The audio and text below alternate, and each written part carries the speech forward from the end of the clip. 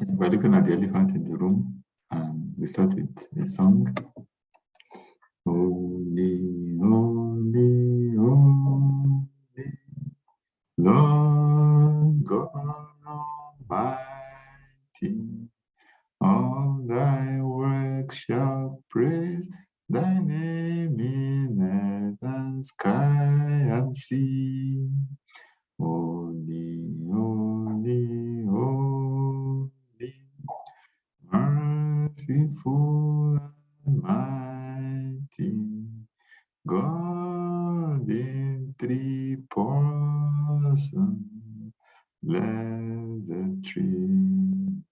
Our God is holy, and that's why we need to address the elephant in the room, particularly when it comes to marriage and ministry.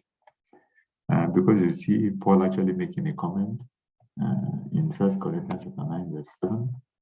Don't we have the right to bring a believing wife with us as the other apostles and the Lord's brothers do, and as Peter does?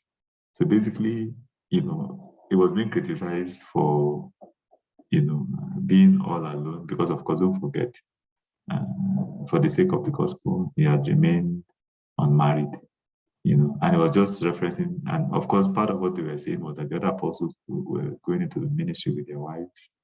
So what about you? And he said this didn't stop him from being an apostle.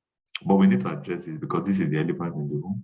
And actually, it does allude to this in 1 Corinthians 7, verse 7, that he wishes everyone would remain unmarried so that they be committed to the things of God. But he also had mentioned that it's better to get married than to burn in lust. And we see 1 Corinthians 7, verse 2, nevertheless, because of sexual immorality, let each man have his own wife, and let each man have her own husband. So when you want to get into ministry, it's not, making a vow of remaining unmarried, which is part of what you see in terms of the crisis that we have, where you see a particular denomination, people are doing all kinds of abuse, of children, all kinds of sexual immorality that is taking place, when God has actually made room for this. And we need to address this. So if you want to go into ministry, except, God has really called you to an unmarried state, you need to get married, so that, that particular aspect of your life can also be holy.